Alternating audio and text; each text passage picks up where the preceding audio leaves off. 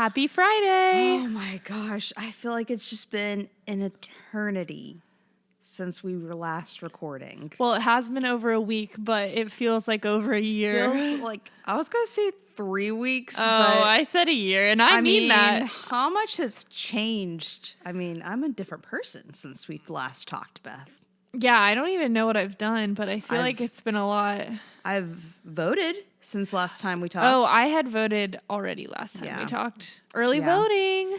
With me moving so close to the election and also partially being lazy to change my address on my driver's license, I did get my absentee ballot in time and also got it counted. Like I got the little alert that I got counted. Yeah. That's good. Yeah, because wait, what county is this? Cobb. So you're famous. Yeah. This is Cobb County, Georgia, as you may have seen on the news recently. Fun fact, Cobb County elected its first black sheriff ever. Wow, yeah, I saw that. So history. Congrats. Do you I'm know their proud. name? I can't remember his name. Wow, now I'm embarrassed. Hats off to you, sir. We're very excited. I did vote for him, though. I do know that I voted for him. Well, so you knew his name enough to vote for him. That's what matters, I think. But yes, we are here. My name is Kara. My name is Beth. Welcome back, everyone. Yes, we're so happy you're here. So happy. I'm not as charged as last week. Like I don't have the same high. Mm-hmm. But it was still, I feel like, a good episode. I mean, I do feel like week 2 could have been gone. Like what we said last week. I felt like week 2 could have been last week. And week 3 could have been, what happened this week could have been last week. I agree. And there probably would have been, I probably would have been a little bit more higher energy. Yes, I am not super, last episode I was just manic. But yes, this episode, I'm chill. I'm content. I'm content too. But we have a lot to talk about, and I have a lot down before we get into the episode. Okay, well, the episode wasn't quite as meaty. Right. So stuff happened, obviously. I think a few things happened over a long period of time. Yes. So it won't because last episode was 2 hours and that was quite a lot. There was a lot happening in that 2 hours. And tonight was 2 hours, but... Oh, I meant our podcast episode. Oh, the podcast was 2 hours. Yes. I don't predict this one will be 2 hours. It will still be over an hour, though. But also, feel free to listen to it on 2 times speed or 1.5 speed. I want to know what that sounds like. I don't think it's that bad. I do it with other podcasts. I do it with books. Yeah, you can definitely do it with books. They read really slow, usually on audiobooks. Yes. Well, let's get into some of the notes that I have down for Bachelor Nation news this week. I do want to start off with a correction from last week. We talked about this. Okay. Important. Listen up. Important correction. We were really short-sighted last week with our comments on Claire's date with Zach J. And there really isn't much of an excuse. Like, what I'll say is when the non-kiss happened, we are watching in a group. There was a lot of commotion in that moment. I looked away from the screen. I looked away for a full 25 seconds because we were so uncomfortable shook about the first thing that happened while they were still in the pool of the non-kiss. But watching it back, it's very clear that the way that Zach J physically handled Claire was incredibly inappropriate, and it was completely understandable that she would have ended that date then, and that Chris Harrison would have ended his journey for him. 100%. So no, I retract everything I said about that. When Claire talked about being triggered, like, she wasn't, in the episode, I don't remember her referring to the physical handling. No. And I felt like if she had, it would have been less confusing. I agree. But, she might have, and it was just edited out. But her mentioning that, I can totally see why. Yes. Anyways, we're sorry. That was short-sighted, but we definitely think that was a no-no. Yes. Other news, I didn't get a chance to tell you this today because I just found this out today. I'm excited. Garrett Igorian, Becca Kufrin's ex-fiance, has a new squeeze. No. A girlfriend. Wait. Her name is Alex. I have my own thoughts about him, but... Well, get this, because we know that Garrett Igorian has a history of sharing some offensive content. / controversial content. Definitely very conservative, which isn't a bad thing. No. The way he's expressed it in the past has been... It has hurt some other people's feelings. It's been tone deaf. Yes. But he's dating a lady named Alex, all of her socials are in private now. And she's a yoga instructor. And how long has it been since him and Becca broke up? They announced it, I believe, in June. Okay, so it's actually been a while.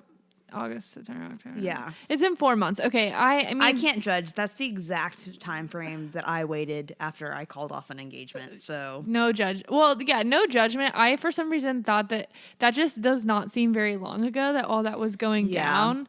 So, in my mind, it seemed like it was way sooner that had and they happened. were probably broken up early May. Yeah, and they just waited. I agree. And I think... probably even before that, they were having conflict. And when you're in that stage, you're already kind of preparing yourself for a breakup anyway. So he has a new main squeeze. And he's the word, he hasn't said, like, I love her, but the word love has been included in posts about her. Like what? Like, I love when love surprises me. Oh. When love surprises you. I think that's what I read. Okay, well... So he does love her. I guess. Anyways, he's got a new girlfriend. I don't have much to say about it. I don't have a lot to say about Garrett Ugorian in general. I'm hoping that he's happy. Sure. I wish him happiness. But I also hope that Becca is happier. Yes. Poor sweet Becca. She's going to be great, do great, and she's going to find a great guy.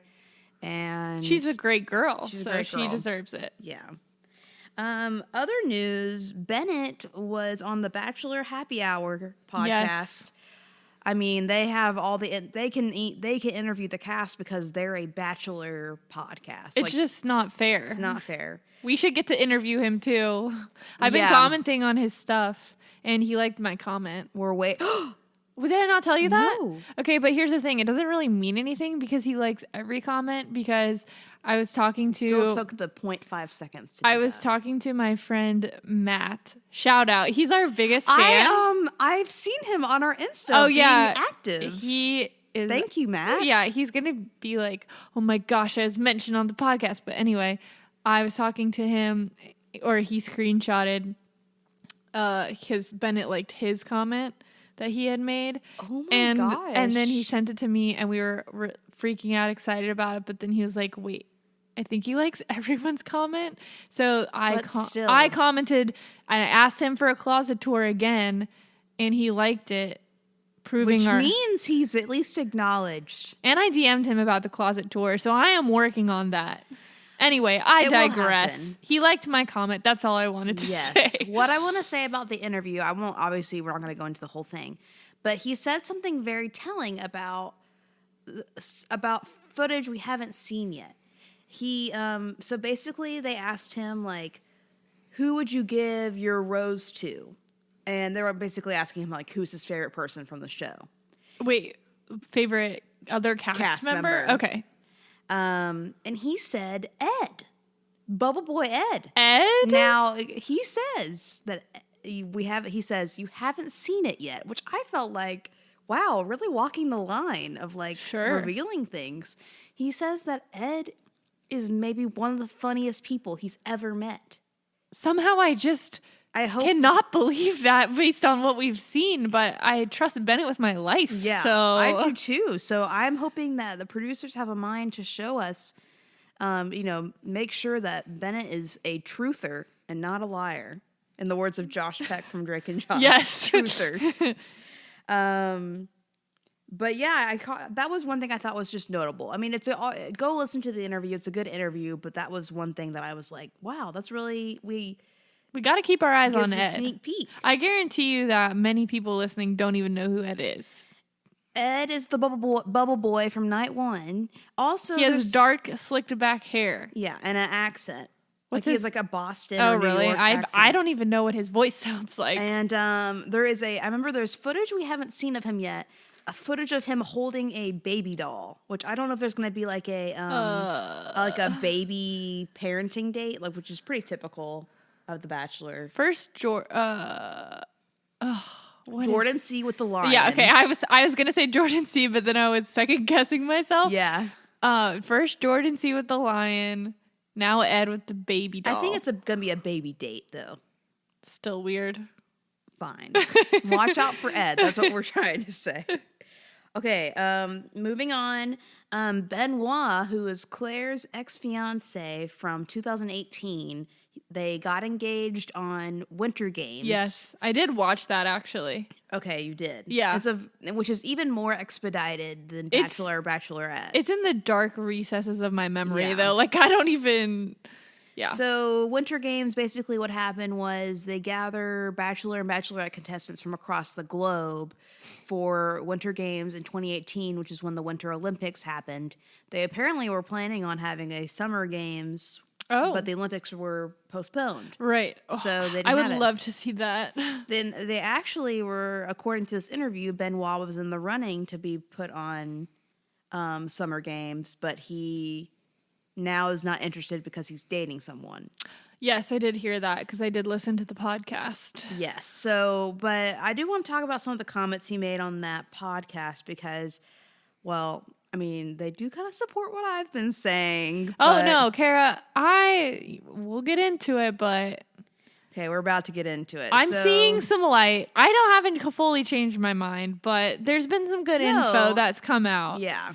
I do like that he said that, well, first off, Benoit, for context, has said that him and Claire talk on a regular basis, if not every week, like every other week. Like, they're good friends.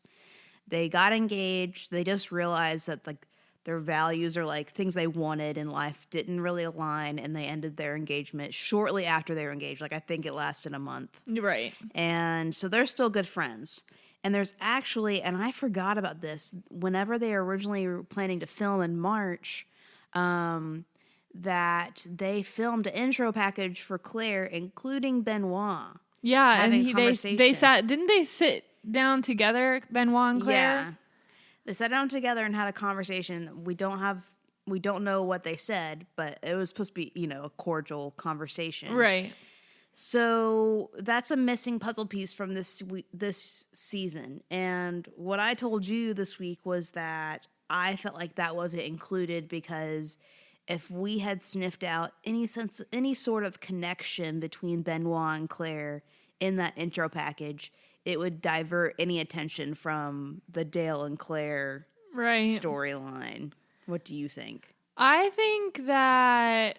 Well, basically, some of what Benoit talks about, or a lot of what he talks about, because they're asking him what he thinks about the season and Claire's edit, and if that's similar to the Claire that he knows. And he's basically saying that he thinks that the producers are really playing all this stuff up to get us to want to be done with Claire so that we're excited with when Tayshia comes. Yeah. Would you say that's a fair assessment? I would say that's fair. And I do think that, I agree with that because number one, it worked. I was ready to move on this episode. Yeah. Well, so what I was going to say is I think they didn't include that because it doesn't serve that specific goal that they have, which is just to like show that Claire's clearly head over heels for one person, get that story wrapped up and move on. Yeah. They didn't need all this exposition on her because we're not going to see her for more than 3 or 4 episodes anyway. Yeah, that's true. I still wish I could see it, and I do. Yeah, release it to us. Yeah, I'll pay for it. I'll pay a solid $10. I'll let you pay for it, and then I'll watch it. Just kidding. I would split it with you. $10 to watch whatever 6-minute clip that was. I would pay $5. Well, so you could buy it, and I'll give you $5 to also watch it. Okay, great. But yeah, I get why they didn't include it because it doesn't achieve the goal, like you said. And then we have, on the other side of this coin, we have the Chris Harrison interview with E.T. this past week. Yes, with his girlfriend. His queen. And our queen. Everyone's our queen. Lauren Zima. We've mentioned it before, but go listen to Lauren Zima. Go watch Lauren Zima. Yeah, you got to see her facial expressions. I've honestly considered buying a cameo from her. I've never considered buying a cameo from anyone except Lauren Zima. What? How much does a cameo run? It depends on the celebrity. How much do you think it is for her? I'm thinking it's under 50. Okay, anything over 20, just gonna say no. I know. If it's 15, I would do it. Sure. I would do it for you. Yeah, I wouldn't want to do it for myself because I don't want her to tell me things that I told her to say. Yeah, you're like, can you say this about me? Yeah. I mean, I'm not like too far above it. If I was feeling down, just a little, tiny bit above it. But here's the thing I want to say about the Chris Harrison ET interview. Which is only like 13, 14 minutes. Yeah. So you should maybe go watch it. First off, side note, did you catch what was in the background? A rose on the counter. That, but also Chris Harrison has a trend of putting his latest product or partnership in the background. Well, at the end, he is wearing it. But it was in the background the entire time, an open ring box on the counter. I didn't see that because I was looking at the one stem rose laying on the counter and just thinking about who is the person that put that there. He has a rose guy. Do you think? He has someone on call. It's just like, I need a dozen red roses now. Leafless, and I need them now. 30 seconds.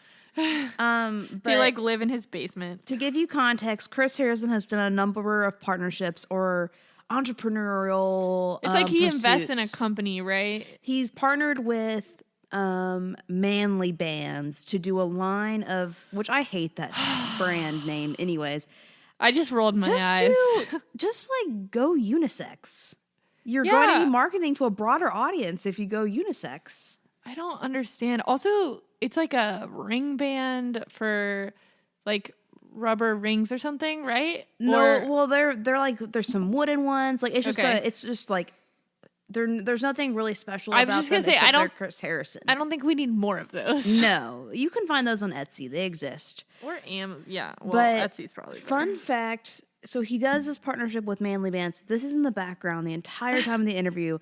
But if you watched the Bachelor Goat episodes this past summer, Chris Harrison in the background in every episode, he has the romance novel that he has written behind him on display, like very obviously on display. How did I forget that he has written a romance novel? Yeah. Did he?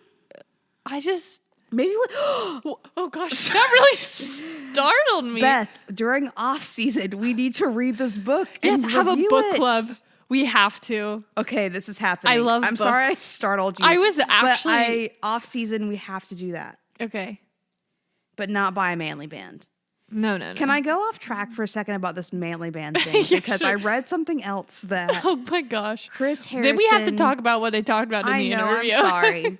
But Chris Harrison said this thing in an article recently about, I would, just to give some context, Chris Harrison is a traditional man. He's a very traditional person.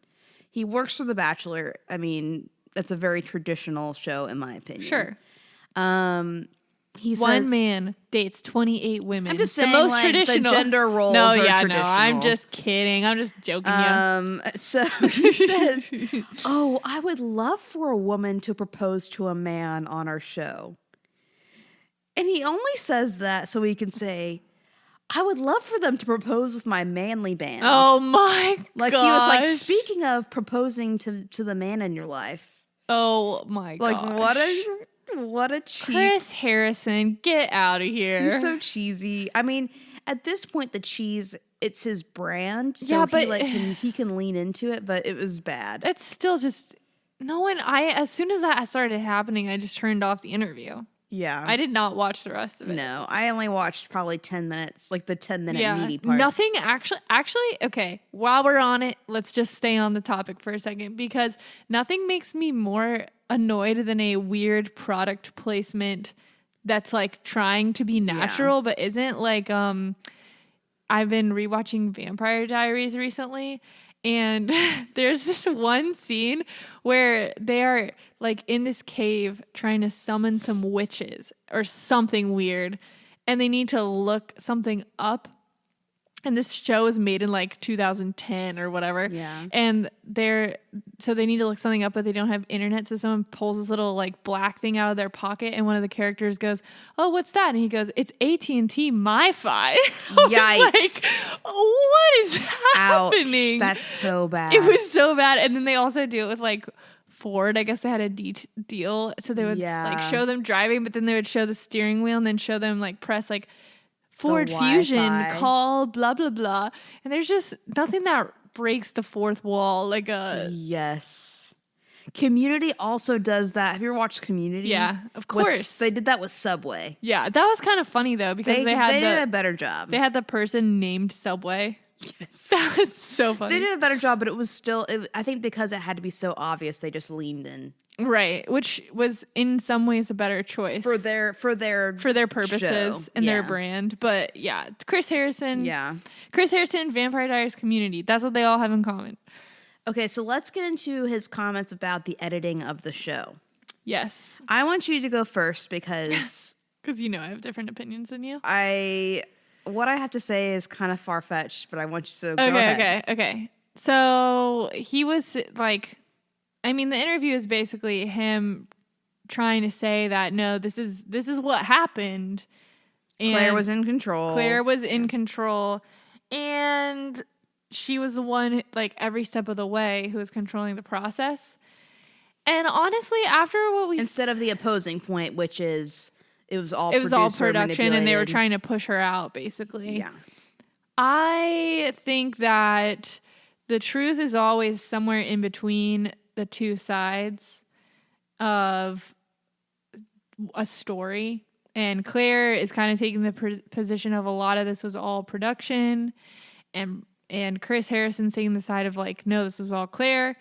It's somewhere in the middle. Yeah. And so I just think what we saw was all Claire, but it was definitely edited for a certain storyline. For a particular goal. But that doesn't make it, in my opinion, any less what happened. Sure. Because ultimately, she chose Dale. She chose to make it all about Dale. And then she chose to leave the show. And I think she wanted to leave the show. Yeah. I agree with you for the most part. Let me throw in... Okay, let's hear your theory. Just an added perspective to my theory, which I agree with you for the most part, but just something to consider here. Okay. We have a lot of Bachelor podcasts out there that are done by previous cast members. Yes. We have Caitlin Bristow does Off the Vine. We have Ben Higgins and Ashley Iaconetti do Almost Famous. Then we have our Bachelor-backed podcasts like Bachelor Happy Hour. Mm-hmm. We have Clickbait, which they don't really cover The Bachelor, but they're still talking about it from time to time. We have Bachelor Party, which has a very close tie to The Bachelor because they get a lot of their cast members on there. They have a very good relationship with the show from my personal point of view. Mm-hmm. The Bachelor franchise has influenced all of these podcasts in their own way, especially the ones where the previous cast members are the hosts, even if they're off contract. And here's why I say that. Caitlin Bristow had a podcast a few weeks ago where Jason Tartick was on. He referenced something from his season that we had never heard of, that there was something filmed that was supposed to be released that didn't get released. Mm-hmm. And it had something to do with night 1 of his season with Becca Kufrin. And Caitlin interrupts him and says, no, that didn't happen. What? And then 2 days later, that part has been edited out of the podcast. What? So my thought is, what else has been edited out of podcasts? That happened, that they just erased history? Yeah. And how many does the franchise listen to some of these podcasts before they're released? Like, do they have people on standby to make sure that things are, quote, clean or kosher? Yeah, even if on brand with what the franchise is. Yeah, because even though they're off contract, the franchise is still feeding them. I mean, sure. Caitlin Bristow is very much a gem of the franchise. Ben Higgins, I mean, come on. He's like Chris Harrison's child that we just don't know if we don't have a DNA test to make sure of that. I think we're never going to really hear much from any of those podcasts that the Bachelor franchise doesn't want us to know. That's what I'm saying. Yeah. Like, I agree with you. I think they're supporting the narrative that the franchise wants us to know. Like even kind of the Benoit thing, because didn't that come out and then Chris Harrison's interview came out? Yeah, like simultaneously. Yeah. So it's kind of like they're fueling the fire, and like even our independent research that we're getting from listening to all these things, they're all still curated. Yeah. Except for Chatty Broads.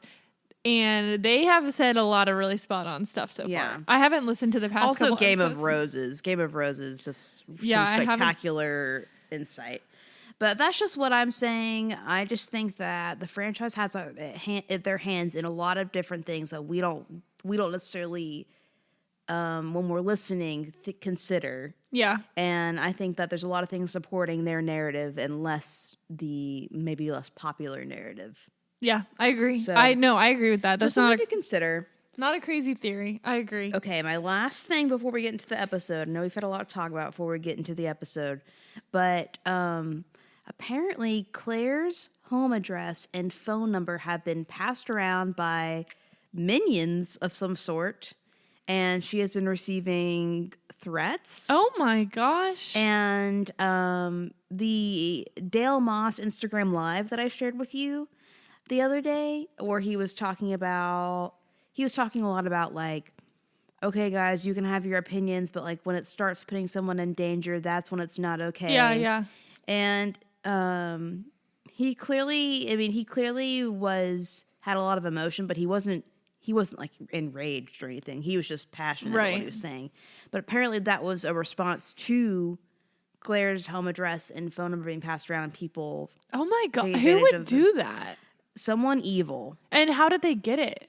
Do you think it was from her voting registration records?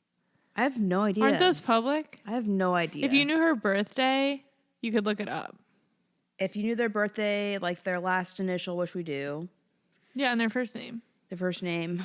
I don't know. That's a good insight. But whoever did it is absolute, like that is evil. Yeah, there's no, oh, that's just bad. That's evil. Yeah. Ugh, what? I don't understand. So we can all have our fun and our opinions and talk about what we think about the show, but like, I don't understand how people let it get into real life. Yeah. You know what I'm saying? Yeah. I don't understand it either. I rarely feel like very strong emotions toward a contestant to the point where like it affects, like once I walk away from the show. I'm not like thinking about it afterwards. That's only when it's like a true villain, like Yosef. Oh gosh, yeah. Which we're not going to talk about. Yeah. But anyways, that's why Dale Moss hopped on Insta Live to talk about, what you put on the internet's there forever. Like, you can't take it back. Sure. And be smart, be kind. We're all... Come on, people. Get it together. Humanity. Just humanity. Just humanity. Okay, so that's it for Bachelor News. Wow, a lot. And it was a lot because, well, it's been 10 days. There's a lot. That's like 5 full Bachelor News cycles. Yeah. So what happened? Hopefully we won't have to have this big of a window between this week's podcast and next week. Next week it'll be a very short window. We probably won't have very much news. No. Who knows? Watch me. I feel like there's not going to be a lot of news because the news tonight. Yeah, exactly. So except there was that photo leaked of Claire, but I guess it's irrelevant now. Yeah, I mean, I've gone on both of their Instagrams tonight, and they're both out and happy about their engagement. Oh, okay. So it's old news. Yeah, it literally was old news in a matter of hours. So let's get into the episode. Sure, let's talk about it. There's a lot of men moping around this episode. Yeah, they are in a bad way. There was at one point where I put, what day is this? Like, what numbered mope day is this? They're all just sitting around like on the couch. Days, but you can't blame them because it's been like multiple days since they have had anything to do. It just seemed like they're just all dwelling and moping and having a pity party. You're at La Quinta Resort. Yeah, I would just be out at the pool going to get a pedicure from that weird foot bath that they had brought out for the last date. Maybe I'm just irritated with maybe a little tense with the election this week. Sure. But every time someone complained, I just eye rolled this week. I was like, are you serious? Yeah. No, I totally You're feel complaining, that. Oh, we sacrificed so much to be here. Okay, I get that maybe you had to like take off from your job or maybe quit your job, but like it's a privilege to be there. You're ideally going to be getting SpawnCon of some sort. Yeah, and you don't even have to do anything for it, really. You just have to just hang out by the pool and try and get some air. And they're at La Quinta Resort and Spa, and they're hanging out by the pool. I mean, they could be having a Sharpay High School Musical moment. Bennett wasn't really Mopey though. I could see him doing that. That's true. He was seeing the silver lining of it all. But he was anyways, in great spirits. Lots of eye rolls from me with the men moping about their situation. Because, to be honest, only a couple of them were really into Clare anyways. And the ones that were really into Clare, I honestly don't even like that much. Yeah, we'll get to that. Okay, great. Me too. So, let's get to Clare. I mean, she's talking about Dale. Surprise. Yeah, so does it open on, what does it open on? It opens on, they literally cut to the chase. It opens on Clare after the moping, a little bit of moping, and Chris coming by Claire's condo or whatever. Her presidential suite. She's been journaling again. I want to see this journal. Is it the polka dot one? Yeah. Okay, same journal. It looks, and the interview that they did before Chris Harrison shows up, like the quick in the moment interview, it looks like she's been crying, so it definitely looks like an interview they did after Chris Harrison left, like after she cried. Yeah. But she just acted like, they just had her act like it was before. She was crying all day for like multiple of these of days. I hope she had some like an ice cube mask to like reduce that puffiness. I know. I was thinking if I were She didn't look that puffy. She was looking good. She looked a little red, but... Yeah. She looks a lot better than I do. Oh my when I cry. gosh, yeah. I have this birthmark that shows up in the middle of my face when I cry, and it's... Whoa, it's like a mood ring. It's like splotchy and not attractive. Fun fact. Yeah. So, I just thought it was funny because Chris Harrison shows up, and Claire's like, I didn't know you were coming. Sure. Chris, what are you doing here? And Chris says in response, which this kind of threw me off. He said, there was a last minute change. We need to talk. Yeah, that threw me off too because I was just thinking, what was the last thing that happened? How long did this last minute change? The thing that I probably took from that was that the producers probably said, guys, things are hitting the fan. And not in the way we like. That's why we need to talk. Yeah. So, Chris Harrison used some expletives in this scene. Yeah, twice. At least twice. For some reason, I could not figure out which ones they were. One of them I did was lost. Yeah. I was like, okay, never mind. And they blur out the mouth too, so you're like, what did he say? Yeah. So he talks to Claire. He was on his edge. He was literally on the chair, the edge of his chair. He was being real. He does that thing where he puts his elbows on his knees. Yeah. And when he leans over, it's like his serious dad talk with his his fingers are laced together. He's like, all right, what's going on? And he looks at Claire. He says, no bull crap, Claire.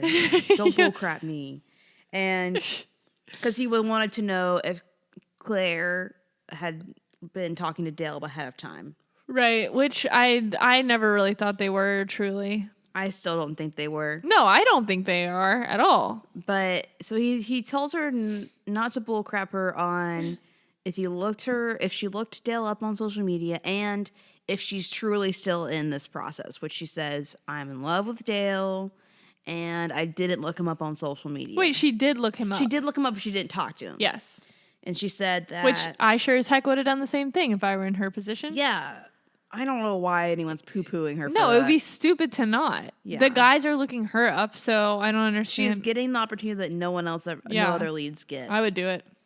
Anyways, she talks about how when she looked at Dale's social media that she just related to him in very obvious ways because, number one, his mom has passed away. They've both lost a parent.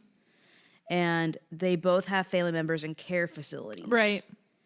Which, that's a pretty strong connection. Sure, because those are two harder things to go through. And I mean, if you don't go through that, you can't understand. Right. I don't understand. No, I don't either. And let's see. Oh, Chris says, you've spent your life looking for someone who reminds you of your dad. Is Dale that guy? And she says, yeah. Or she says it like this. Yeah. Like, you know, when she kind of goes a little bit higher, when she's like super girly. Also, Chris wipes away a tear, but I didn't see any evidence of a tear. They were speaking in his earpiece, like, Chris, so show some emotion for us. I want to know if Chris has the ability to cry. What do you think? I can't picture it. I think he hasn't cried in 20 years. Yeah, I think he can count on He was like, the last time I cried was when my grandmother died and I was 14. I think Chris Harrison only cried when his son was born. Aw. But he didn't cry when his daughter was born.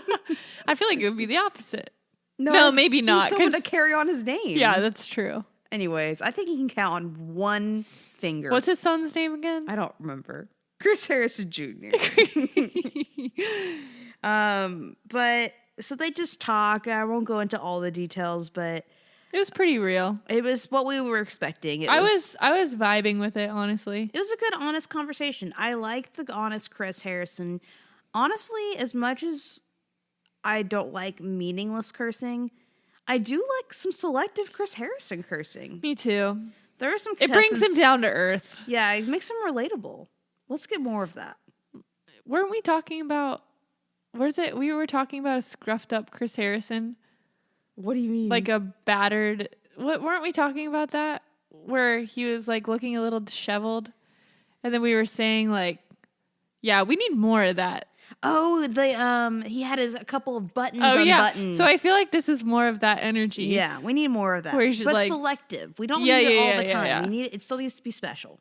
Yeah, I agree. But they talk about like where to go from here, and Claire says, I'm sorry I wasted the guys' time. It was kind of ambiguous though at this point. In the beginning of the episode, he was like, where do we go from here? And I feel like the question did not really get answered in that moment. I think that production knew exactly what they're going to do. Yeah, you're right. So, I mean, Claire, I think Claire handled this the best way anyone possibly could have handled it with the guys. Agree.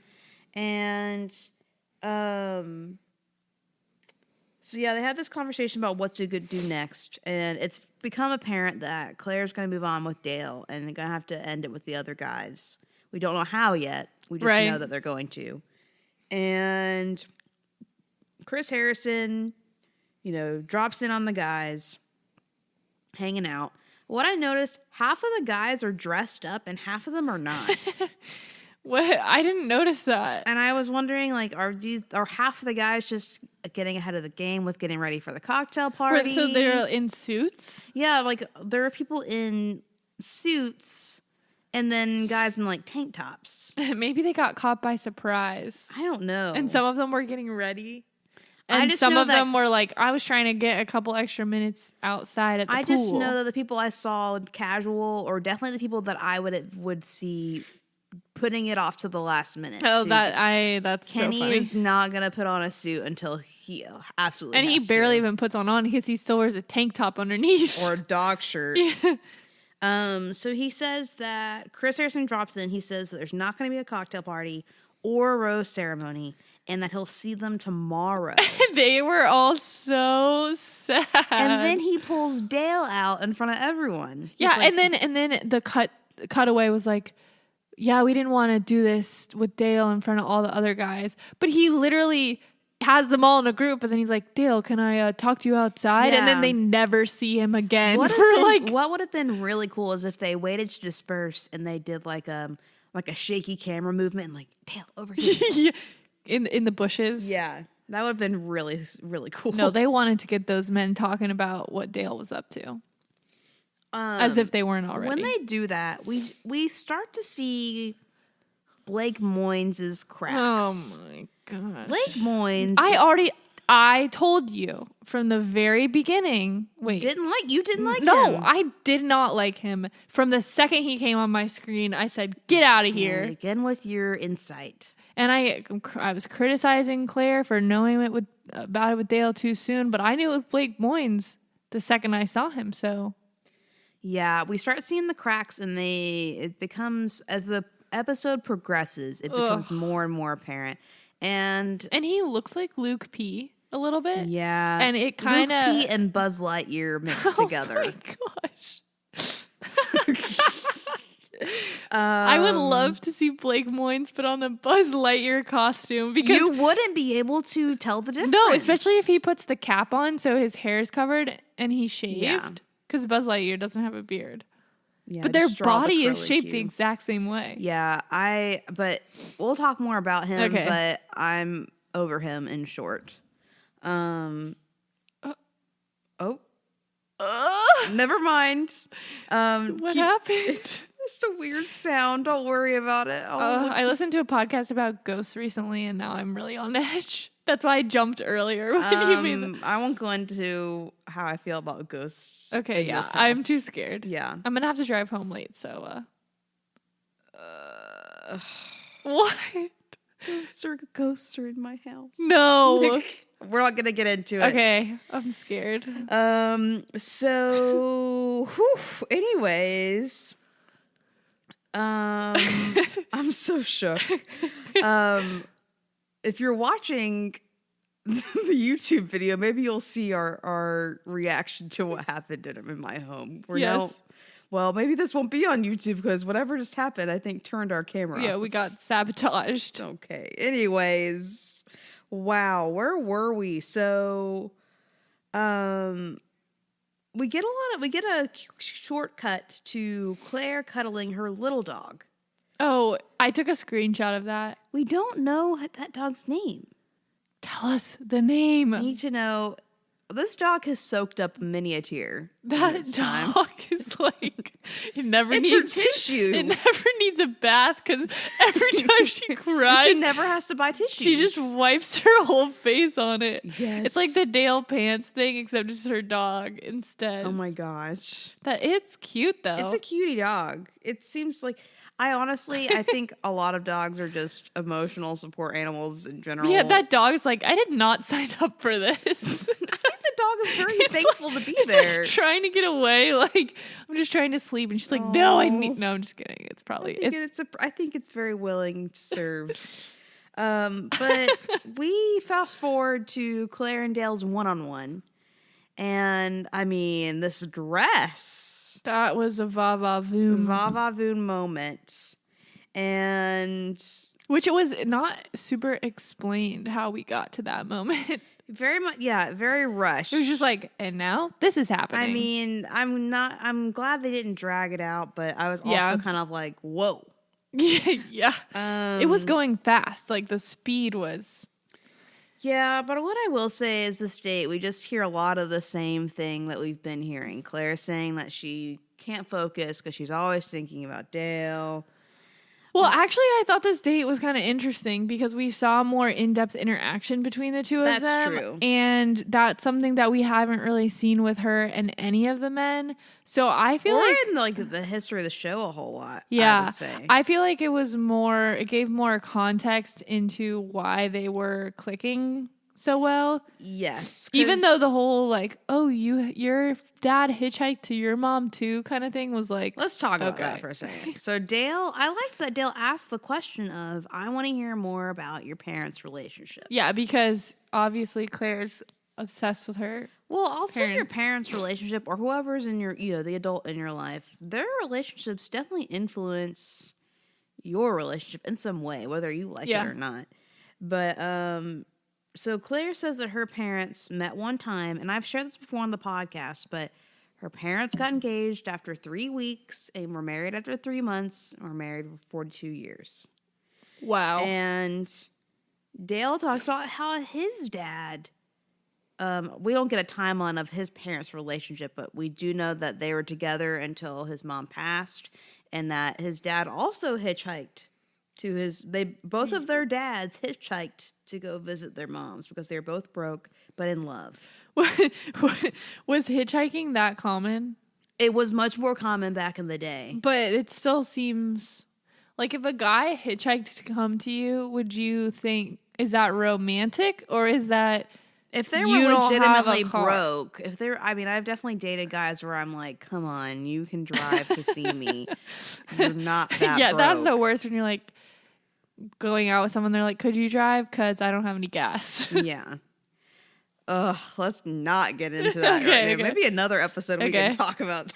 Yeah, mark it down for later. I do think that, you don't hitchhike unless you're truly a cheapskate or truly broke. Or truly strange. No, I'm just kidding. I believe them. I do too. Obviously it worked because they were all together for 40-something years. Yeah, and I do think that this is a pretty interesting connection, that they have. Yeah, and Claire's eating it up. She's like, every time she does it, she shakes her head. She's like, no. And she does a little toss with her hair. And then she kind of repeats it back 3 times. Yes. Just affirming that connection. Yes. It's almost like in The Office when that Kelly Kapoor has a crush on Charles. Yeah. Yes, Charles, you needed me. Every time. Yeah. And then she's like, if I can repeat it enough, then he'll start to really believe that. He needs me. Yeah. That is so true. So I do want to say that Dale talks about when Claire was announced as the Bachelorette, he felt something instantly, like when he saw her on Good Morning America. And he said there was something about her aura. And so now we know that Dale is an aura kind of gal or guy. Which is the kind of gal that Claire is. We need to figure out what color auras they have. We should do an episode on this. Okay. I've heard someone talk about Claire having a purple aura, which is apparently very rare. Okay. How do you know what someone's aura is? They're apparently professionals in this field. It's kind of like an astrologer, but for aura. It sounds suspicious, but it's definitely suspicious. But I could get into it at the same time. I feel like I could brush up on it again, and I could give you a better idea of I was going to say her aura is red because she wears a lot of red, but I guess. But yeah, apparently purple is made of red. So I was right. But apparently purple is really rare. I wonder what mine is or yours is. Gray. Black. But we'll talk. We can maybe explore the auras more. I would like to. It's fun. I don't believe it for a second, but I want to. I want to learn everything I can about it. I want to learn everything about it. But so they share their emotions on. Oh wait, I want to talk about this. Claire asked a good question to Dale on this date. So Dale asked a good question about the parents' relationship. Check. Great. Claire also asked a good question. She says, how did you go from feeling lost from when his mom passed away? He said his family felt lost. Mm-hmm. He said, how did you go from feeling lost to being able to open up and be emotionally mature? That was a good question. Good question. And that was a glimpse of what I think. Like this. That's a glimpse of what I think we haven't seen from Claire that's maybe been edited out. Yeah. Stuff like that. That was thoughtful. Yeah, it was. And I feel like, that's why I think that's a good point about the editing. I feel like she's probably asked more thoughtful questions like that in the past weeks. But she still did all the stuff that was also on there. I understand. Don't forget that, people. I understand. But we can have both. I agree. You can have both. No one's perfect. If someone put me on TV, I would be a mess. So, yes. But he shares about how it just took time to heal. He gave a good answer, but it wasn't anything. The question was even better. Yeah, the question was better than So they share how they feel. They share that they're both falling in love. I for one was shocked that Dale reciprocated so strongly. I'm not because, I used to be because here's the thing. Here's how Dale works from what I've seen. He's someone who isn't very facially expressive. That's a good point. He has kind of a very neutral expression at all times. You can't count that into the mix when you're trying to interpret him. Yeah, because he doesn't even smile a ton. No, and when he does, it's it is brilliant as the sun. Yes, but you cannot put that into the equation because he's not very facially expressive, which I think Claire interprets that as being strong and mysterious. Yeah, I think she's into it. But yeah, at first when I started watching him, I was like, I don't know if he feels the same, but the more I watch him, the more I'm like, that's just who he is. Well, and his words really are what he's good with those things. Yeah, words. Like he said, he grew up expressing his emotions, so he finds them easy to talk about. Yeah. So in the middle of this, all of this, they cut back to the guys who are still moping. They say, well, they haven't seen Dale since they don't have afternoon. anything to do. They don't have any TV. Stop moping. Yeah, it was boring. And Jason, I was all over the place with Jason on this episode. He did mostly bad things. He did one good thing I'll talk about later. But he says, the day you start messing with my emotions, you're going to see a different side of me. He keeps saying that kind of stuff. That's an That's a huge I don't think he even realizes like what he's saying. That's a red flag to me. Yeah. Big red flag. He's a big ball of red flags and hilarity at the same time. Yes.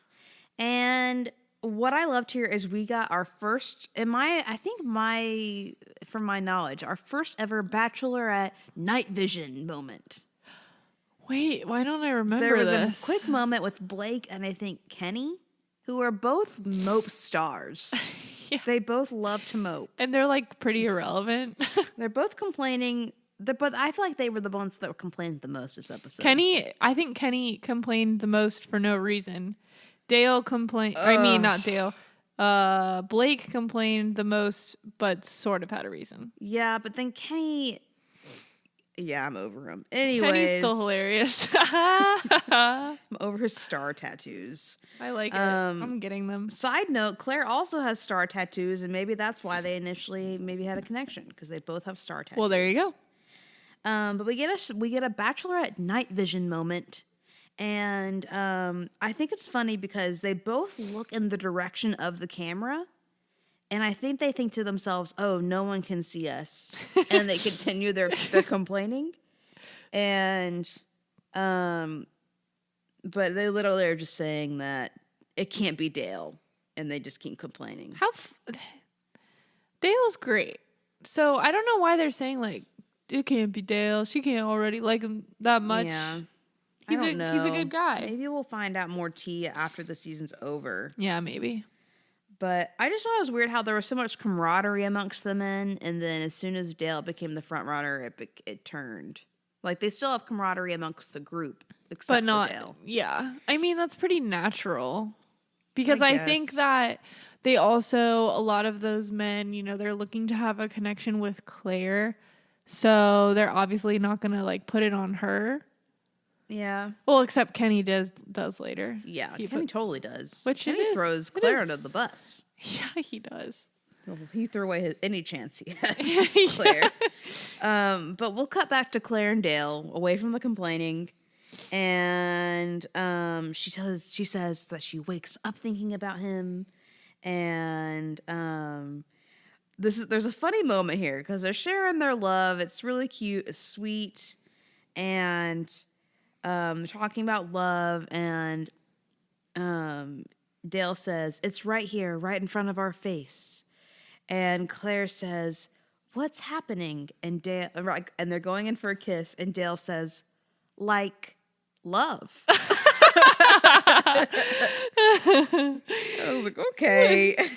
Hey, he's not the most eloquent at all times, but it was endearing. It was cute. Yeah, that is cute. And then she says, to everyone who should say that I should settle and that the man of my dreams isn't out there, well, I'm having dinner with him. That was cute too. A lot of one-liners. Yes. A lot of one-liners. Lots of rom-com moments. I could never think of one of those one-liners. No. Do you think they wrote it on cue cards and they're like, no, because I foresee that Claire is a rom-com connoisseur. Yeah, so she's just got that stuff flowing through her. Mm-hmm. I'm a rom-com connoisseur too, but I couldn't pull that stuff out. I just feel like Claire has been waiting for a rom-com to manifest in her life. Yeah, and it's like all exploding out of her. Yeah, oozing. But then we get a moment with Chris and Bree. Chris and Bree from the winners of Listen to Your Heart show up. Oh, yes. They are still together. I believe that they are in love. Fun fact about Chris and Bree. Bree is, we've had Mormons on the show in the past. People who are Mormon in the past on the show. But Bree is, I think, still openly practicing. Oh, interesting. I've seen her post books, like verses from like Nephi. Huh. Verses from the Book of Mormon. Chris, I believe, comes from a Christian background, and they connected over, I think, like service work because I believe, I don't know if Bree went on a mission, which in the Mormon Church it's pretty typical. It's pretty typical, yeah, for at least the oldest child. Yeah, because it's like a 2-year. It's 2 years for boys and I think 9 months for girls, or a year and a half for girls. Okay. But I don't know if she went on mission. I won't go into all of my knowledge on Mormonism now, but I just thought that was an interesting dynamic that they have. Yeah, definitely. And they're in love. And they sounded good. They write music together. They've released at least, I think, a CD of covers and originals. Nice. But they're a cute couple. And something I didn't think of is how smart The Bachelor was to basically create a show that produces their own musical acts for future They're dates. like, we got to save some money. Yeah. That was genius. They're always thinking about how to thought about that. Get more coin.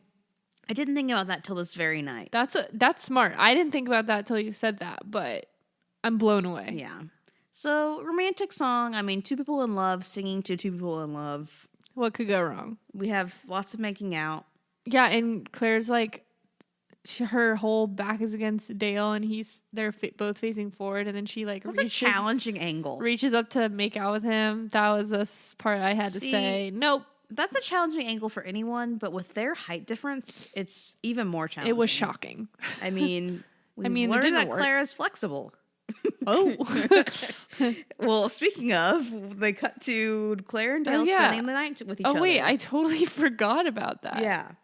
So I was kind of shocked because I forgot that we saw that in the promo at first. So that's not where my mind was going when I was watching all of this.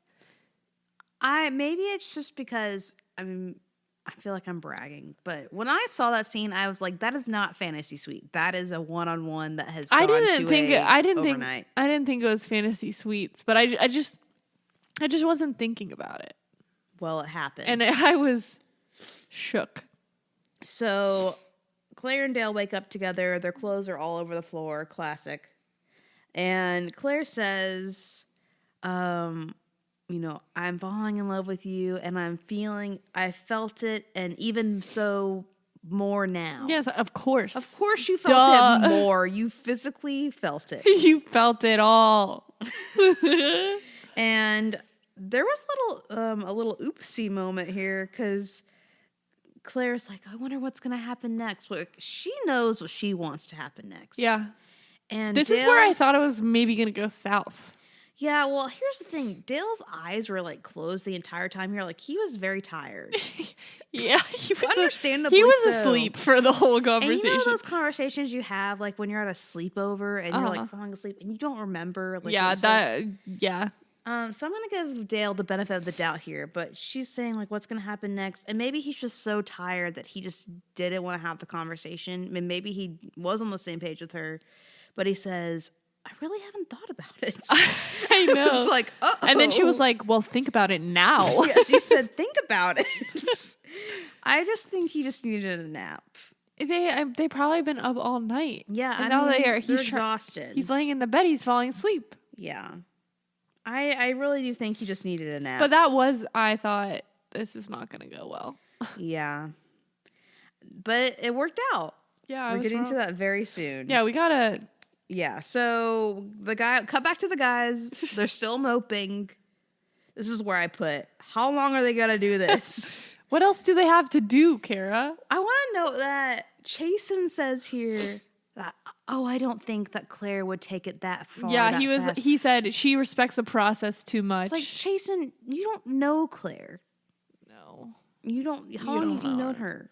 Anyways. Yeah, and he was wearing one of those cut shirts where it's like a tank top, but you cut it yourself from a t-shirt, and the armpits go all the way down to like basically the bottom of your shirt. Oh, those were like what boys wore in middle school. I know, and I hate it. The boys on the soccer team, because I played soccer at middle school. The boys on the soccer team and the basketball team, because I played basketball at middle school, but was not good. They always wore those. I hate that. Yeah. It gives me flashbacks to high school gym, and it makes me think you just want to find the way to wear as little of a shirt as possible so everyone can see your muscles.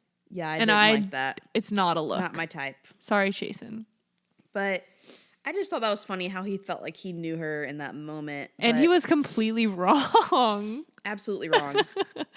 But cut to Claire. She's absolutely on cloud 9. I think cloud 9 doesn't even cut it anymore. She acted as if that was her wedding night. Yeah. I mean, yes, that's accurate. She acts like she like hit Nirvana. Maybe she did. And she says, he was better than I expected. Yeah. Does she mean that? What way does she mean that? I think we got to take it the way that it seems. I'm taking it the way that I want to take it. And she says she's decided Dale's her person. Chris says, this is unprecedented. That's unprecedented for real life. But what I want to say, what's more unprecedented is what Chris says next. Chris says, the next step, proposal. What? I was thinking, like, why is this so awkward? The next step is that they can just be together now. They don't have to do anything. They can just leave. Like, let's maybe even this is fast. Like, move in together? Yeah. Or the next step is meet my mom? The next step is to keep dating. That's the next step. Like, get to know each other more. But I guess you're on a TV show, and they're going along the lines of, okay, if you're on The Bachelorette, and then once you decide who you want to end up with, then you have a proposal. I think that Chris Harrison is so bloodthirsty for a proposal because the past 2 seasons we've had 2 failed proposals. A proposal that quickly ended, and then another all over the place with Peter, and then Hannah Brown, bless her, got proposed to and engaged to a guy who's lying. Yeah. So I think Chris Harrison he's like, please. Maybe Chris Harrison is like a werewolf, and if a proposal doesn't happen like every 500 days at least, then he transforms. He like transforms and cannot come back. I think that is exactly it. Yeah. So if there's not a proposal in that time period, it's his food. It's his lifeblood. That's why he looks so young, because he feeds off the power of love. Oh my gosh! I think you've hit the nail on the head. And the conduit is the Neil Lane engagement rings. But that part was this was the part that felt. I don't want to say it felt forced, because I do think that Claire and Dale were ready, like by their standards. By their standards. But that didn't happen organically to me. No. Well, Claire was just like, what do we do now? And Chris was like, I guess you get married. Yes.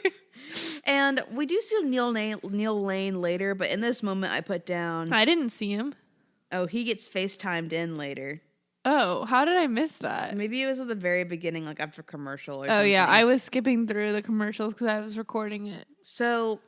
Man, I can't believe we do see Neil Lane just for a moment later, but at this point we haven't seen him, and I say, I think Neil Lane is permanently caged by production or Chris Harrison, so he is available for a proposal at any moment. He lives with the Rose guy who also lives in Chris Harrison's home. In his dungeon. In his Rose dungeon. Yeah. And they just throw him diamonds all day and say, make something for me. Or he's like pushing Cole like really hard. He's like pushing Cole like really hard into the ground. I don't know how diamonds are made. Oh yeah, me pressure. Either. But He's like got like a big like anvil and a hammer. Sure. Oh I don't know. And they're eating roses, which are definitely poisonous. But that whole scene just seemed kind of inorganic.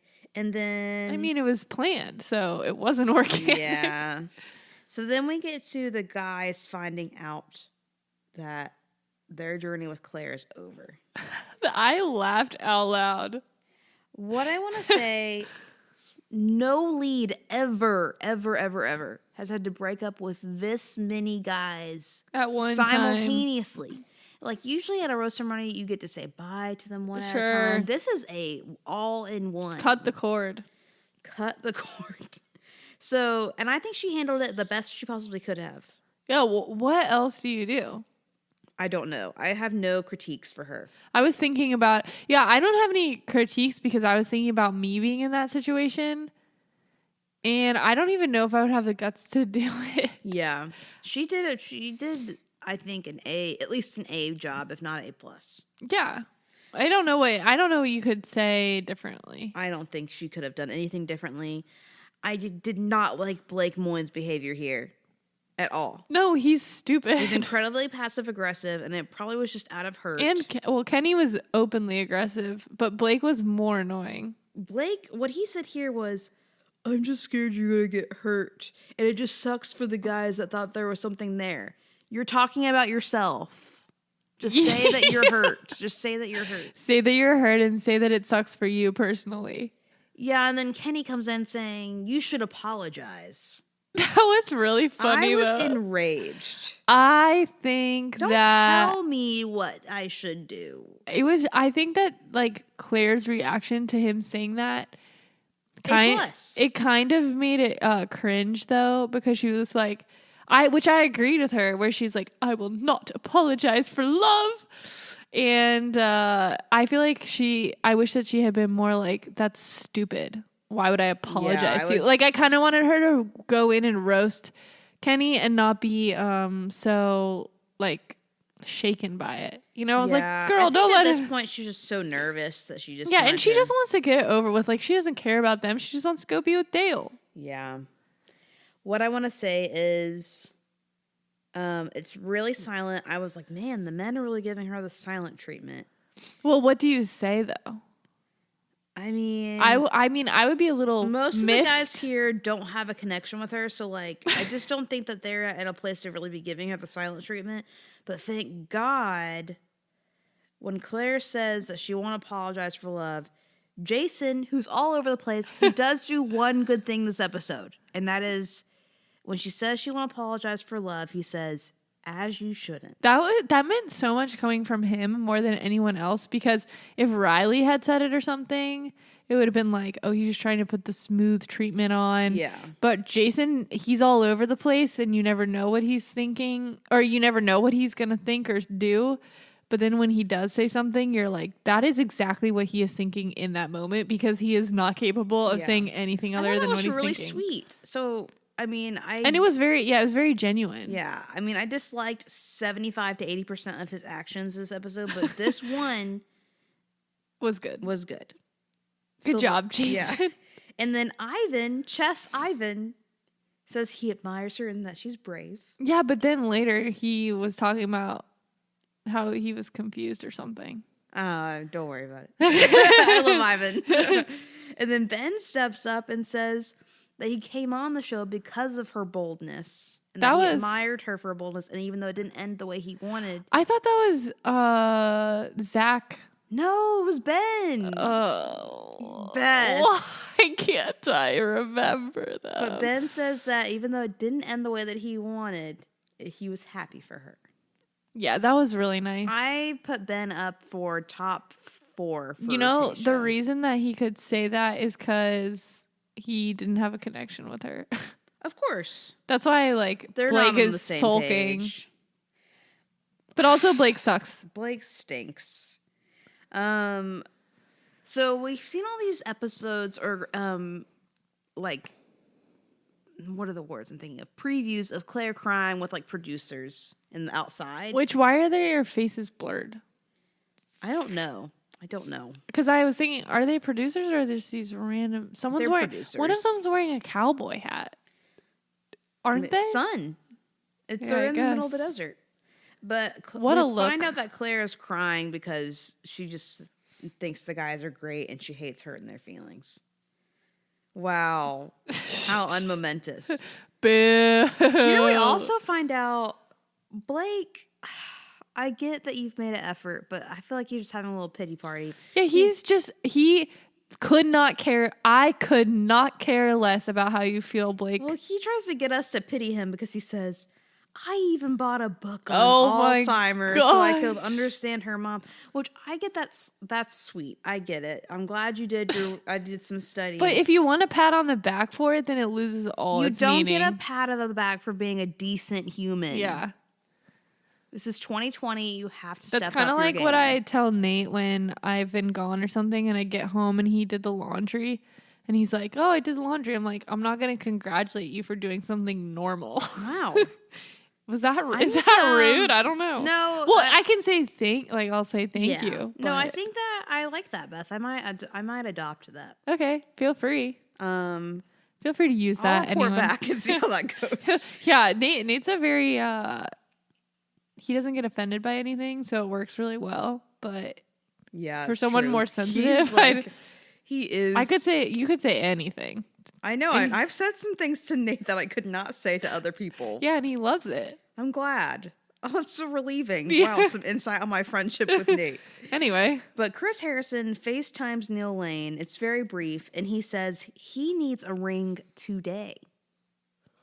And I don't even know how they maneuvered this. How many days do you think it was between their overnight and then the proposal? Was less than 48 hours. Oh my god. That's why production had to be in I on bet it they somehow. were living for it though, all the production. Like they get a high off of it, like we get a high off of watching it.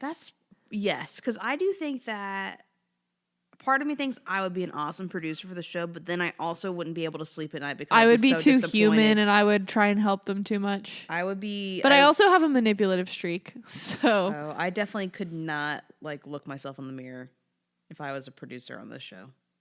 But I love what they do. Keep it up. So before we had this conversation with Claire and Chris about a proposal, and my whole question was, what does Dale think in all of this? We have this ring coming, and Chris saying this is the next step, but we have not heard anything from Dale. Yeah, does Dale know it's the next step?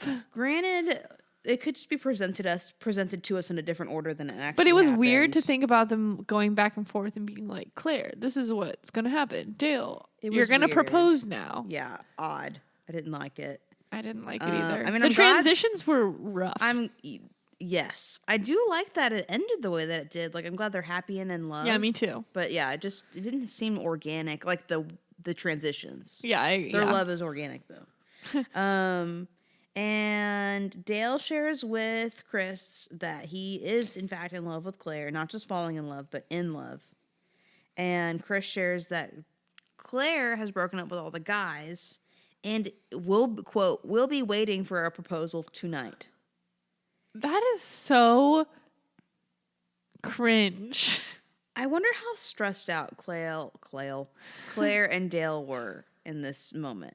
Because they didn't get to talk about it. That's so weird. They had them separated. They normally, even when you're in the final couple of weeks, if you're in the normal Bachelorette process, you're talking about the possibility of engagement. Yeah. And they just basically had a great date and had sex and then didn't talk. Yeah. Unless they talked about getting engaged when the cameras were off, but you would think they would have mentioned that. Yeah. But maybe they did and they edited it out so it would be more dramatic. I wouldn't be surprised if they did, but I don't know. It was all very confusing. And then we had this montage of Claire and Dale being stressed out. And she was crying. And I understand why she was stressed because she was probably she said, I don't want to ruin a good thing, which I understand. Yeah, because if I were her, I'd be like, should we get engaged or should we just leave and date each other? Yeah, I don't know. I agree. I think your transition point is is the explanation. They're trying to manufacture this storyline that they're going for. So it was already a good story. You don't have to rush it. Yeah. But anyways, cut to the nighttime. We have Claire's dress, great leg slit. Yes, the neckline. The alternative neckline. Yeah. The white, very classic. And then Claire. Oh my god. It's so late. Claire talks about how guys do not stick around for her. I want to know, who are these losers? Who do I need to talk to? They're fools. They're fools. Chris Harrison ushers her to the final rose spot. And this, I told you, this is where Chris Harrison does her dirty. He does her so dirty. He leaves her and then comes back and then says, "There's something I have to tell you." And then she says, "Don't make me cry." Yeah, and she already is crying at that point. And they cut away to the guys moping just for a second, just to create some suspense. Like, they cut to Blake complaining again. Shut up, Blake. With his angry eyes. And I said that a couple weeks ago. I said his eyes have this anger. Yeah. And burning they cut anger. Back and he says, "I just want to say I'm so proud of you." Oh my, Chris, you could have not just told me that like I know that any Chris's other time. Middle initial is B. Chris B. Better get out of here, Harrison. That was cruel. I cannot believe they did that to her. Yeah, I hated that. If he had done that, triggering. If he had done that to me, I would have called him out in the moment. That is triggering because she was talking about how people don't show up for her, and then Chris Harrison comes out and plays this up. Yikes. Maybe I'm being a little overreactive, but I think that was playing on some trauma. Yeah, maybe. It was borderline. It was mean. At best. And then Dale comes out, and what I like to call the love speeches. The love speeches begin. They actually were very eloquent speeches. Great speeches. Here's what I have to say about the love speeches. I love love speeches. Gives you a terrible bar for when you actually get engaged.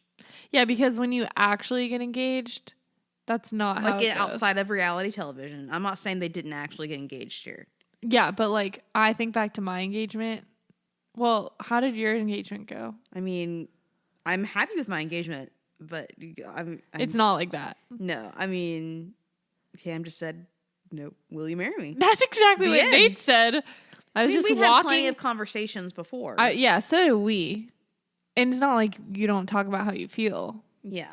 But it's not like you see in the movies where they're like, "Oh, I've been thinking and I just really wanted to tell you that I every night when I go to bed and every morning when I wake up, I just want you to be there, you know?" Yeah. We were just walking and then Nate was like, "Beth," and then I turned around and he said, "Will you marry me?" That's literally how mine happened. We were walking on a path and the path was flooded and we couldn't walk any farther. And Cam was like, "Oh," and it's also cold. It was February. And he was like, "Oh, we can walk through it." And I was like, no, our feet are going to get wet and cold. And I'm like ranting about like the dirtiness of the water or whatever, being totally whiny. And he says, "Kara," and I turn around and he's on one knee. Aww. And I was really embarrassed because I was complaining about having to walk through water. I will walk through water for love. Oh. But it was very cold. That's funny. Interesting. But yeah, I just feel like it just gives you a very weird bar for actual real life proposals that aren't filmed. And it's never like I pay so much attention to it. I'm like, wow, that really sold me on their relationship. Yeah. But they were good speeches. Yeah, they were still good. I don't remember exactly what they said. I just know that I don't want to say it was typical, but it was like no new information. Yeah. No new information that we had. They were summarizing what had happened to each other. Yes. The ring is huge. It's so big. And they're adorable. And he said, "I'm gonna do it." Oh, yeah. He says, yes. With that being said, I'm gonna do it. And she says, "Do it." I'm going to start using that. With that being said, I'm going to do it. We're going to bring that back. Yeah. And then they pull back to, there are 3 things said here right after the proposal I want to note. They say the "when you know phrase. And then what's her name is like in the background, like, ha ha ha, I told you. That's my original phrase. And then my vague phrase that no one else has heard before. And then Dale says, we saw this coming a long time ago. It's like, checks calendar 2 weeks ago. 10 days. Which, I mean, in this environment, it probably feels like eternity. Well, you also don't have they anything else said, to pass the time. I feel like they felt as if they knew each other from social media, like stalking each other. Yeah. I think it's interesting. I just thought it was funny. And I mean, the whole thing is like that, though. Yeah. So either you have to buy into it or completely write it off. And I've chosen to buy into it because why not, you know?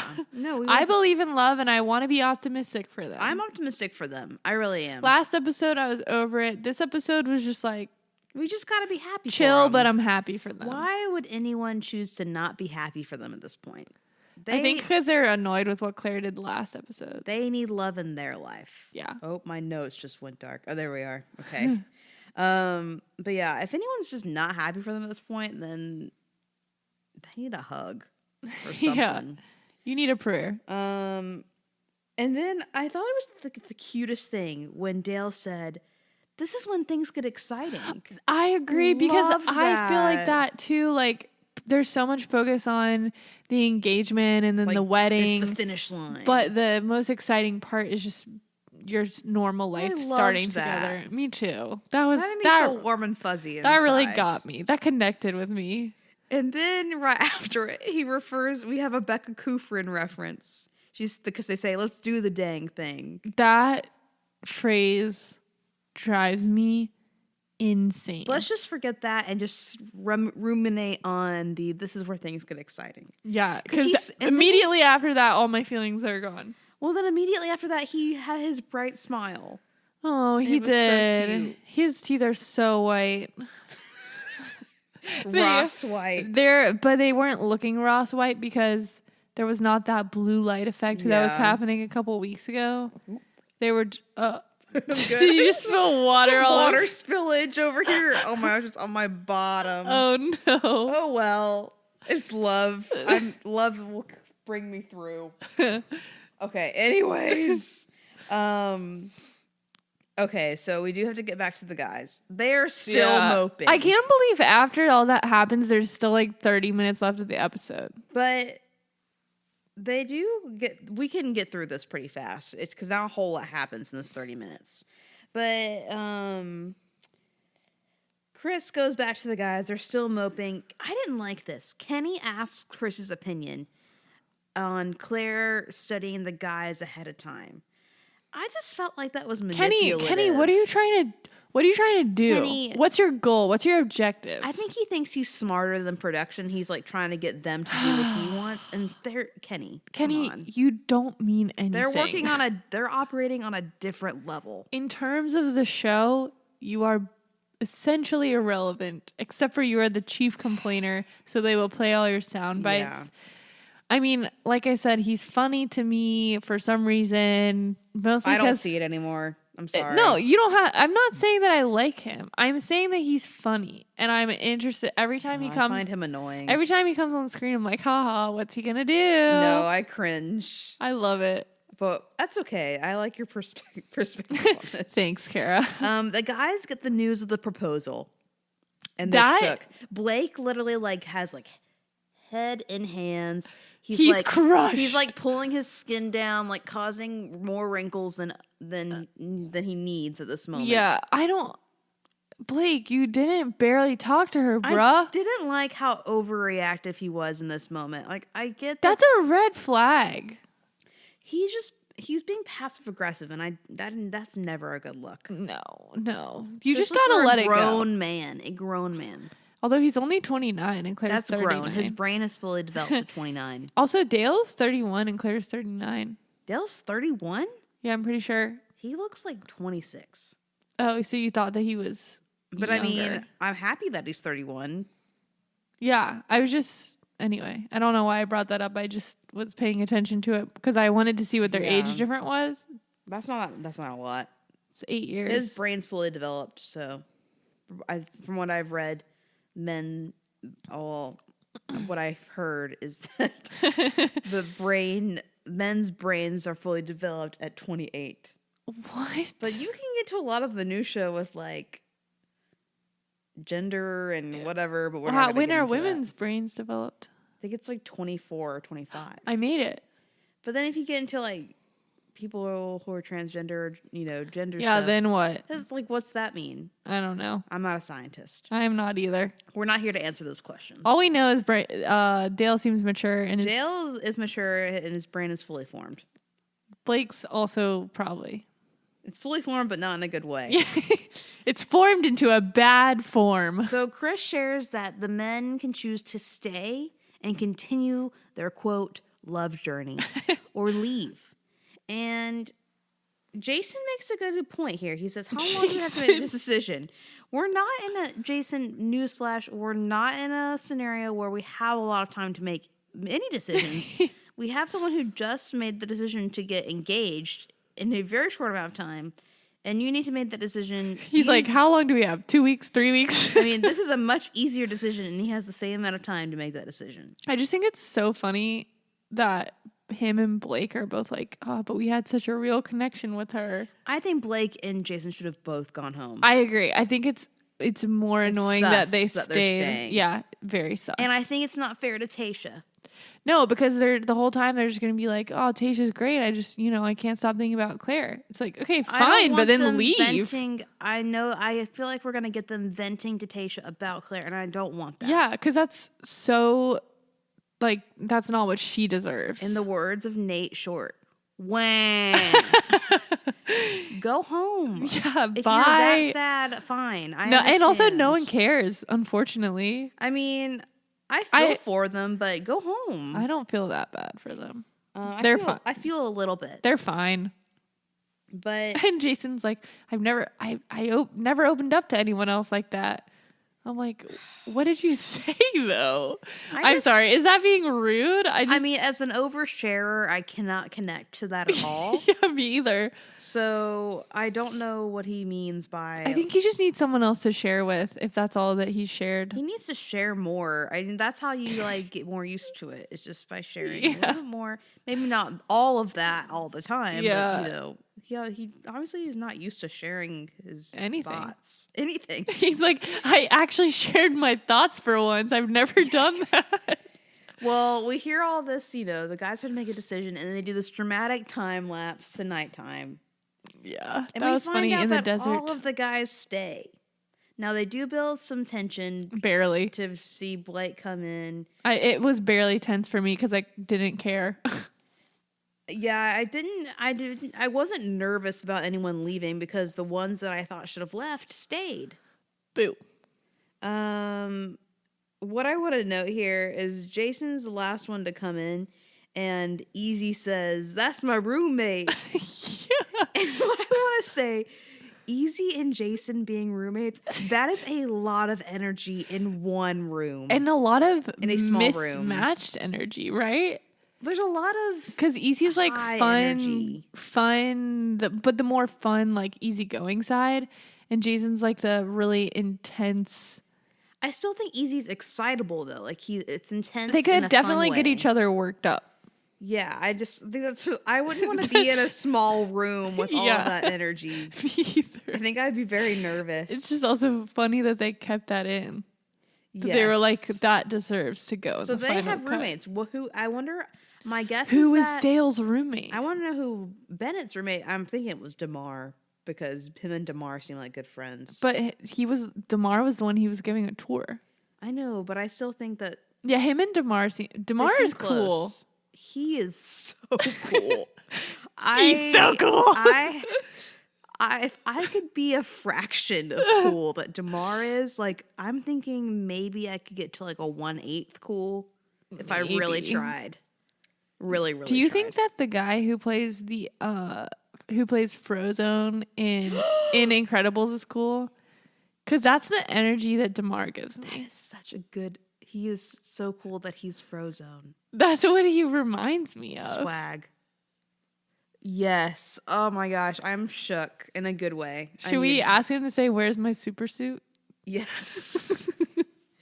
Oh my gosh. But I do want to see more of him and Bennett's friendship. And I do think that the roommates, even with the whole tour thing, they all clearly, I feel like most of them had roommates, I guess, after quarantine. That's a good question.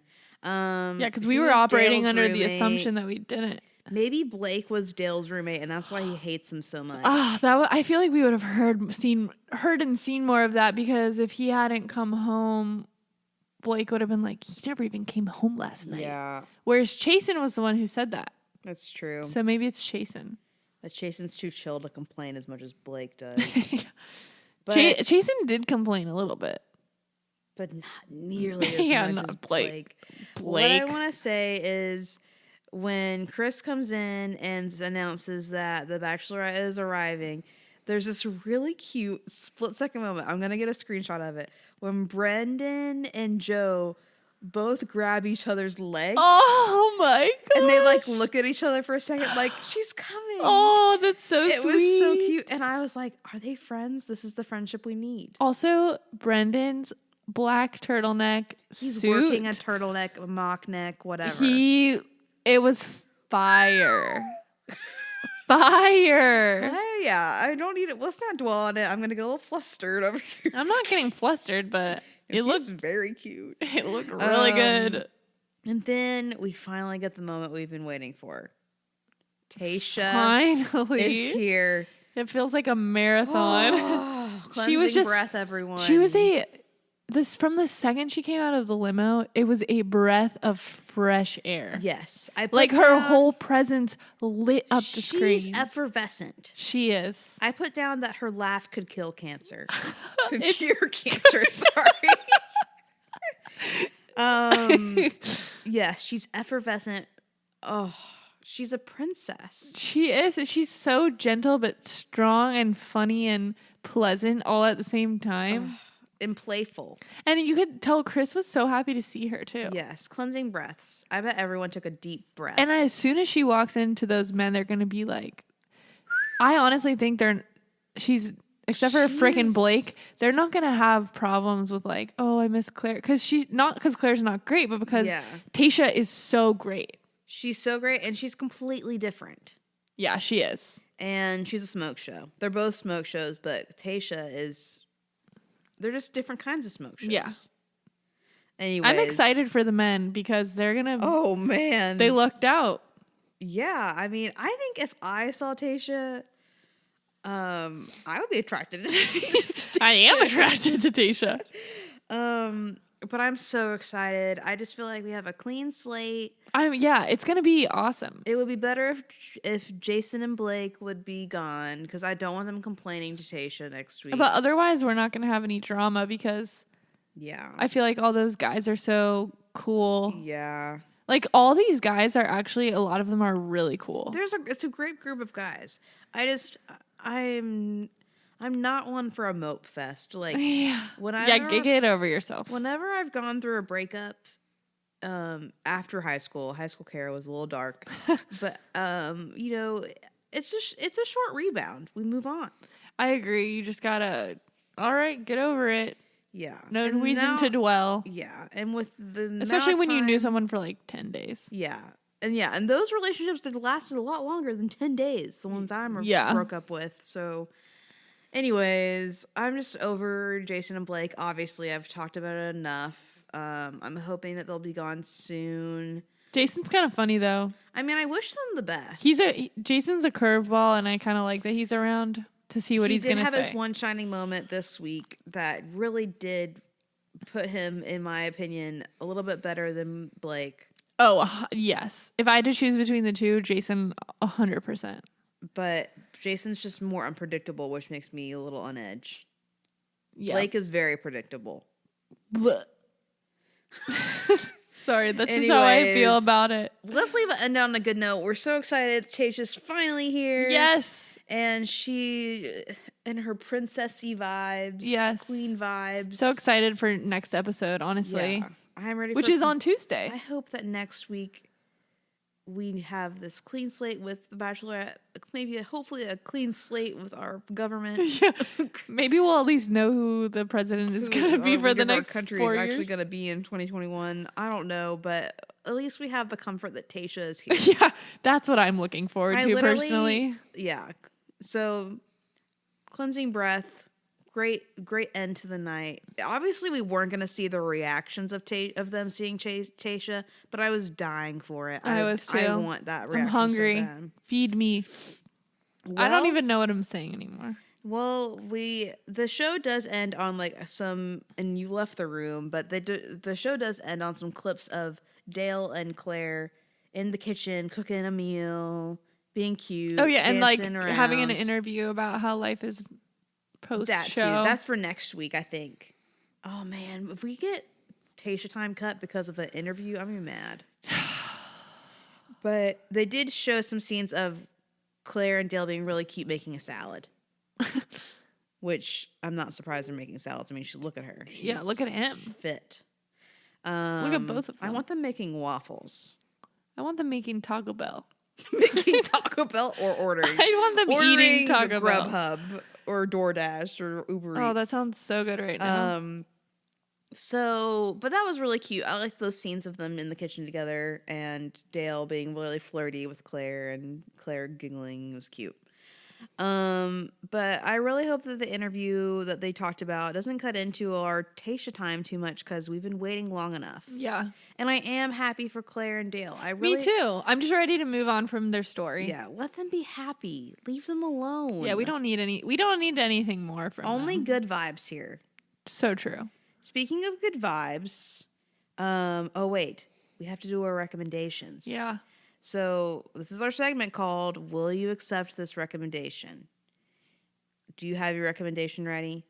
I can go first. Okay. I thought about it this morning. That's the trend. I thought about it this morning. Guys, it's been a hectic week. What a doozy. Also, just to give some context, Cam and I planned a doctor's appointment the day after Election Day. Not smart. But you couldn't have known. We could have known. We would have known. Election Day is determined in advance.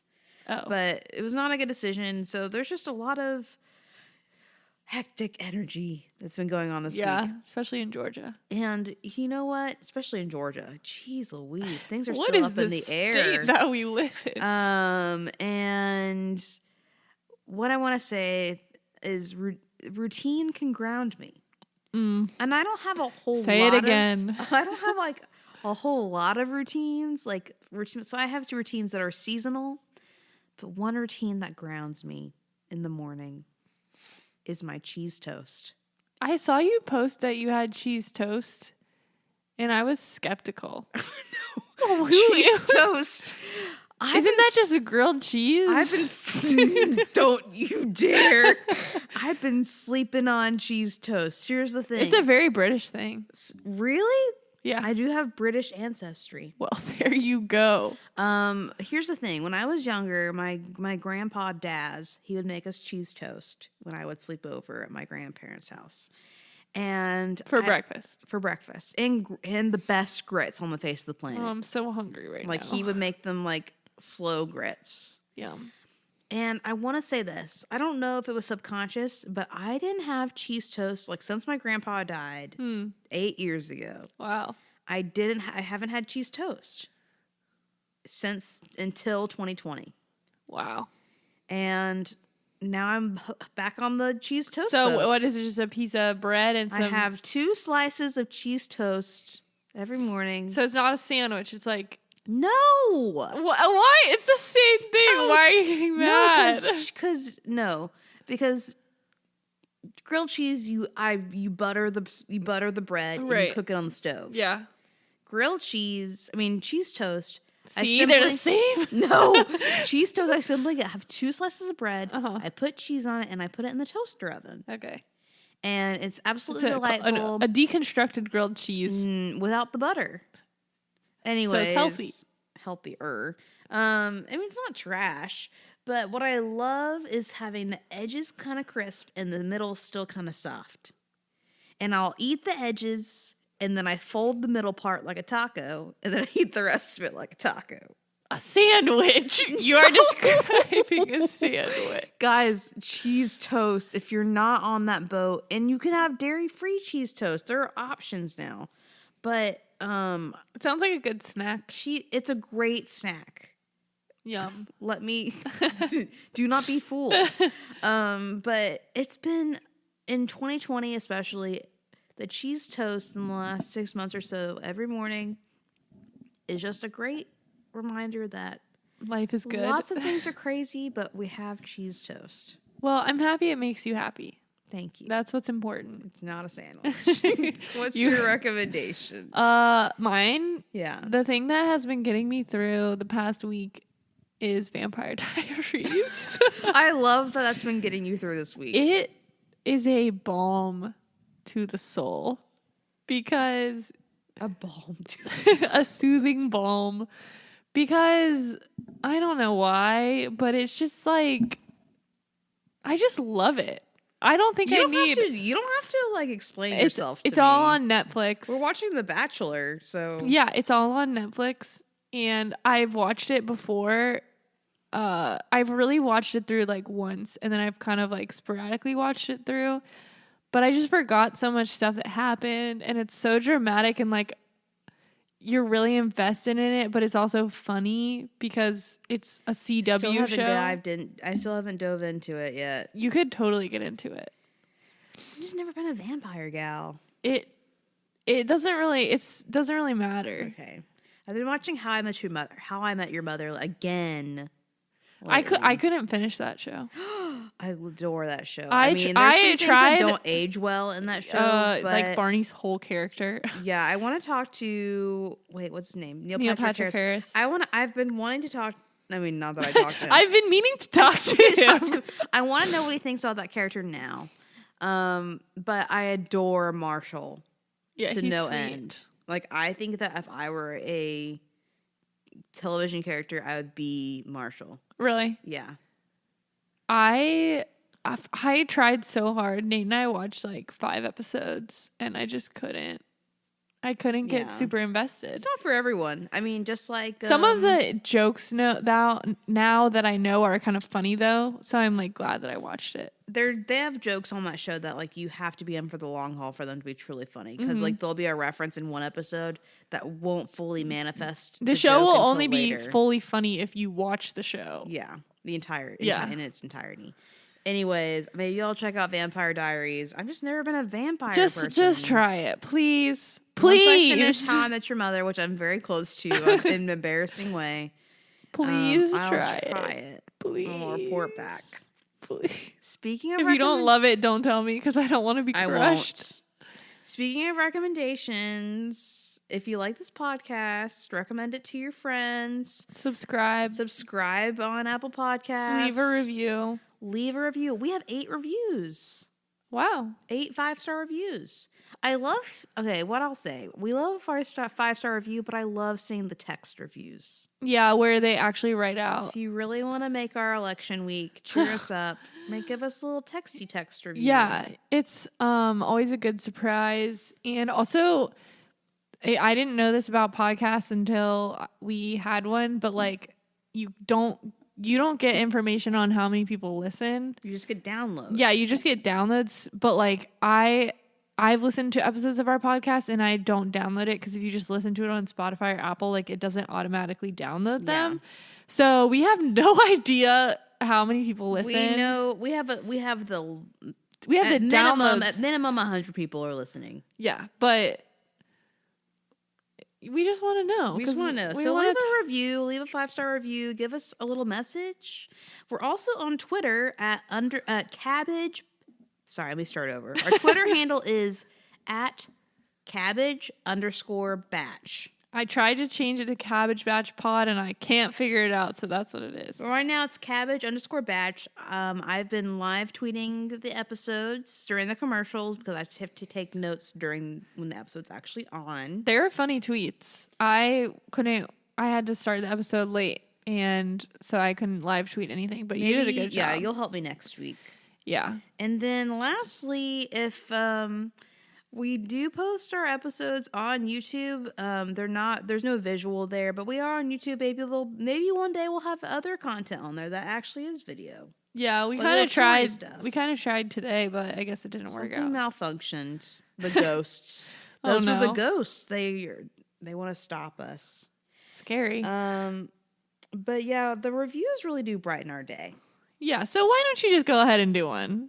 It just takes a second. If you are all the way here, you can definitely do one. We've been loving hearing from you guys. You know, some of y'all are friends, some of y'all are just randos. Which I love those. Those make me feel really great when with someone I don't know. Yeah, because they don't feel obligated to affirm or support me. But I've been loving hearing from you guys. Make sure you follow us on Instagram at Cabbage Batch Pod. We post content there regularly, memes, and polls. We like to interact with you. But until then, we'll actually see you sooner because this past week was 10 days, and now it's going to be what, like 4 days? Yeah, we gotta bless up and prepare ourselves Praise for the God. next. Jesus. Yeah, praise God and Jesus. Only 8 slices of cheese toast away. Oh, what a blessing. I'm literally on the brink of tears about how long we had to wait. Yeah, 10 days. Okay, thank you guys so much for listening. We're going to go to bed now. And we'll talk to you soon. Talk to you guys soon. Bye. Bye.